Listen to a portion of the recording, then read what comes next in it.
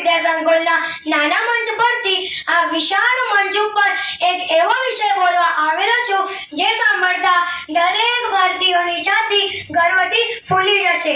હા મિત્રો, આજનો મારો વિષય છે મેડ ઇન ઇન્ડિયા એટલે કે ભારતમાં નિર્મિત। હું મારા વક્તવ્યની શરૂઆત એક એવી પંક્તિથી કરીશ જેથી આપણા બધાના લોહીમાં દેશનો નવો જોશ ભરી જશે।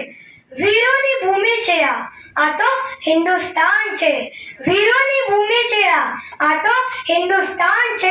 સ્વદેશી વસ્તુઓ વાપરવી એ જ આપણી શાન છે। ગર્વથી કહીએ અમે તો ભારતીય છીએ। ગર્વથી કહીએ અમે તો ભારતીય છીએ। હવે મેડ ઇન ઇન્ડિયા આખા વિશ્વની ઓળખ છે। મિત્રો, મેડ ઇન ઇન્ડિયા એટલે શું?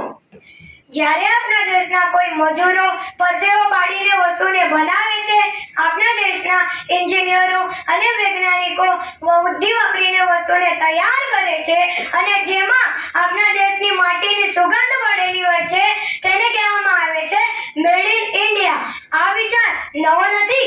જ્યારે આપણો દેશ ગુલામ હતો ત્યારે મહાત્મા ગાંધીજીએ વિદેશી વસ્તુઓનો બહિષ્કાર કરીને સ્વદેશી આંદોલન ચલાવ્યું હતું। તેમને આપણે ખાદી ચલાવતા પણ શીખવ્યું હતું અને આ જ એક સપનું આજે એક નવા રૂપમાં આપણી સામે આવેલો છે જેને આપણે આત્મનિર્ભર ભારત કહીએ છીએ।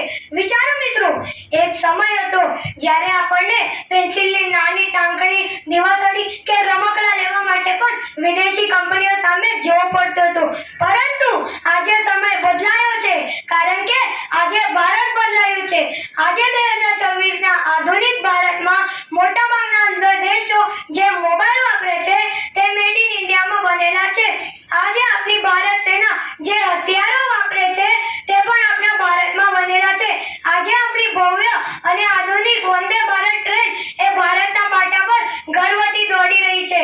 જ્યારે કોરોના હતો ત્યારે બધા જ દેશોએ એની સામે હાર માની લીધી હતી, પરંતુ ભારતના જ વૈજ્ઞાનિકોએ સ્વદેશી વેક્સિન બનાવીને હજારો કરોડો લોકોના જીવ બચાવી લીધા હતા।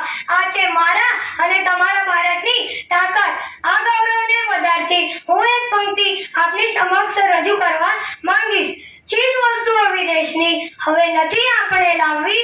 ચીજ વસ્તુઓ વિદેશની હવે નથી આપણે લાવવી। ભારતમાં જ બનેલી વસ્તુઓથી દેશની પ્રતિષ્ઠા વધારવી। મિત્રો, એક વિદ્યાર્થી તરીકે મારી ફરજ શું છે? મિત્રો, હું ધોરણ 7માં ભણું છું। હું કોઈ મોટી ફેક્ટરી નથી ખોલી શકતો કે ન તો સરહદ પર જઈને લડી શકું છું, પરંતુ આપણે દેશભક્તિ તો બતાવી શકીએ છીએ ને। જ્યારે આપણે બજારમાં પેન